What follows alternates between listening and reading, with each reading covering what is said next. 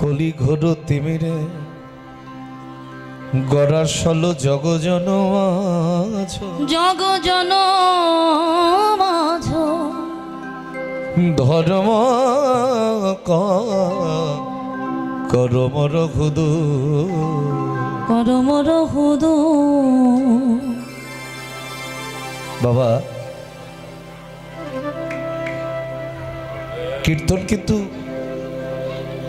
আমরা কীর্তনিয়ারা সৃষ্টি করি নাই। কিছু কথা বলি,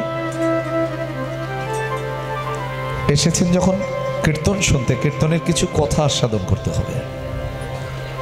তাই বলে আন কথা নয়, ভজনের কথা। কীর্তন আমরা কোনো কীর্তনিয়ারাই সৃষ্টি করতে পারি না। এখন অবশ্য সৃষ্টি হচ্ছে গায়ের জোরে। কীর্তন রচনা করেছিলেন যারা, তারা আমার মতন মূর্খ ব্যক্তি নয়, আমার মতন অধম নয়।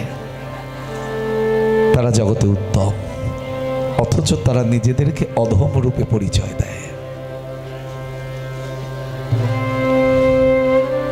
বৈষ্ণব জগতের চূড়ামণি যারা, বৈষ্ণব জগতের নক্ষত্র যারা, একটা জিনিস মাথায় রাখবেন, কণ্ঠে তুলসীর মালা আর ললাটে তিলক নিলেই কিন্তু বৈষ্ণব হওয়া যায় না। এটা চিন্তা করতে হবে। ভগবান হওয়া সহজ, কিন্তু ভক্ত বৈষ্ণব হওয়া কঠিন। চাইলে কেউ ভগবান সেজে বসে থাকতে পারে, কিন্তু ভক্ত বৈষ্ণব সাজলে হবে না, হৃদয়টা তৈরি করতে হবে। তো যারা কীর্তন রচনা করেছিলেন, মহাপ্রভু আসার আগে তো আর কীর্তন ছিল না। মহাপ্রভু এলেন কত বৎসর? 538 বছর, প্রায় 39-এর কাছাকাছি চলে এলো আগামী দোল পূর্ণিমায়। তো মহাপ্রভু যখন এসেছিলেন তারপরেই তো কীর্তন। মহাপ্রভু কিন্তু লীলা কীর্তন নিয়ে আসেননি।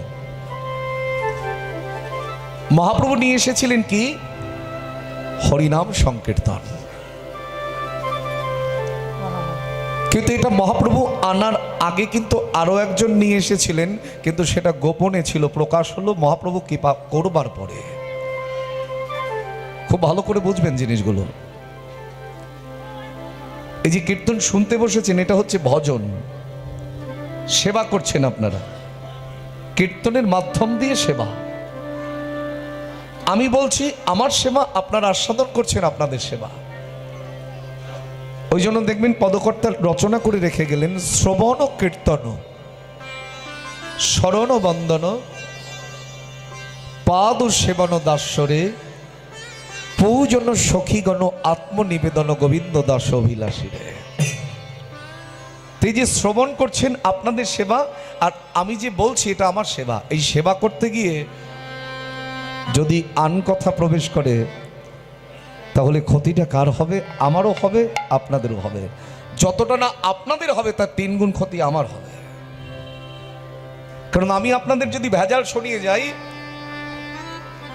ক্ষমাটা তার কাছে আমি কখনোই পেতে পারি না।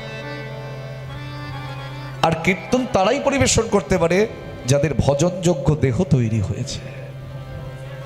আপনি যার মুখ থেকে কৃষ্ণ কথা শুনবেন, তার আহার যদি শুদ্ধ না হয়, সব ভেজাল।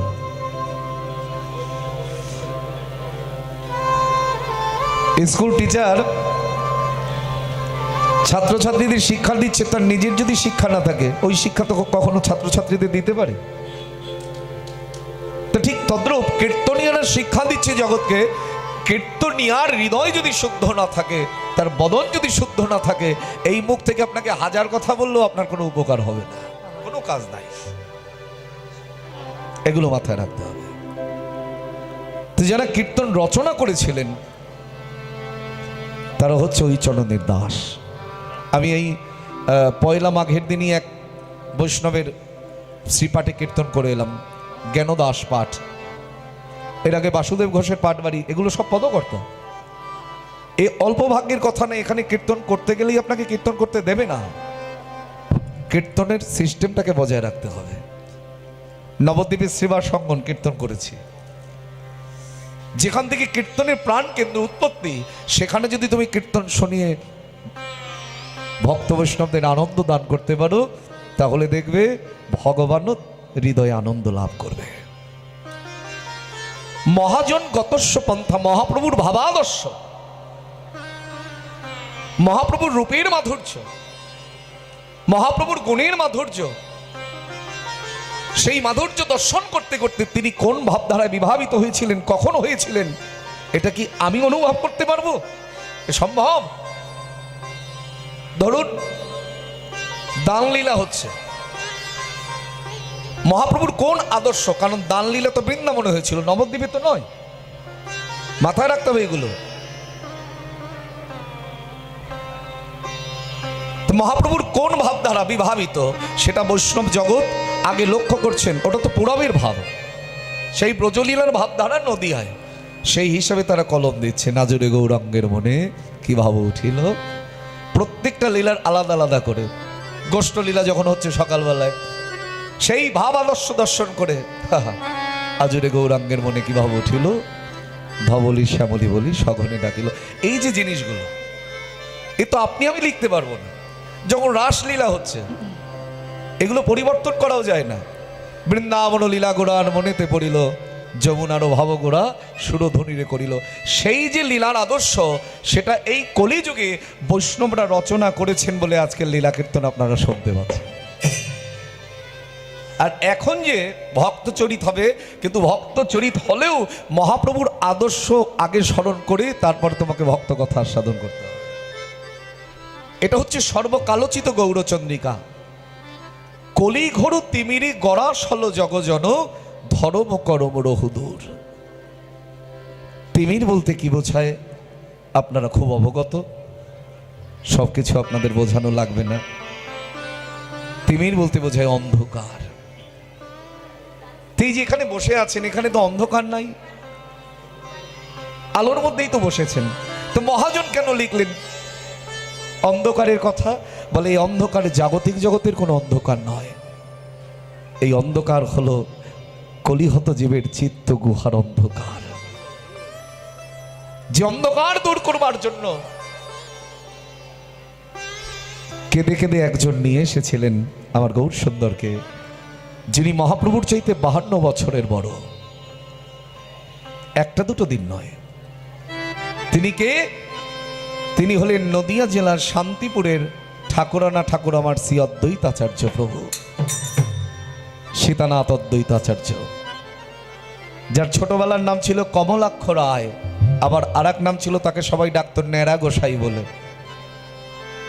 তো সেই অদ্বৈতাচার্য প্রভু আমাদের মতো জীবের অন্ধকার দূর করবার জন্য গঙ্গা জলার তুলসী হস্ত পড়ে লয়ে প্রতিদিন শান্তিপুরের সুরধ্বনি গঙ্গার জলে দাঁড়িয়ে কেঁদে কেঁদে ডাকতেন, গৌর হরি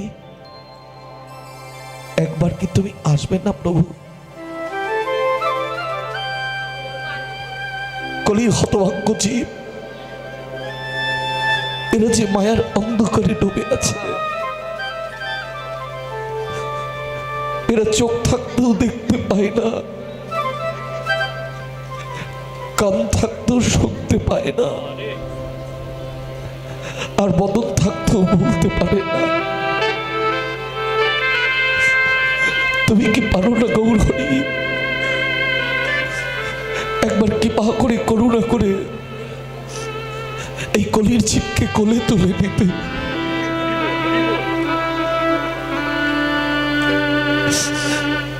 ভক্ত না কাঁদলে কখনো ভগবান আসেন।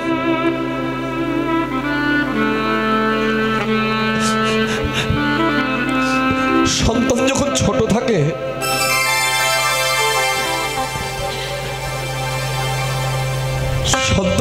ছোট থাকে, সন্তান যখন কাঁদে,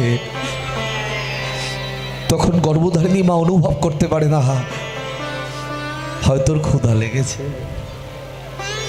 মা ছুটে এসে সন্তানটাকে কোলে তুলে নিয়ে স্তন দুগ্ধ দান করেন। ঠিক তদ্রূপ যিনি জগতের পিতা মাতা যিনি করুণা করবার জন্য কৃপা করবার জন্য বসে আছেন। বসে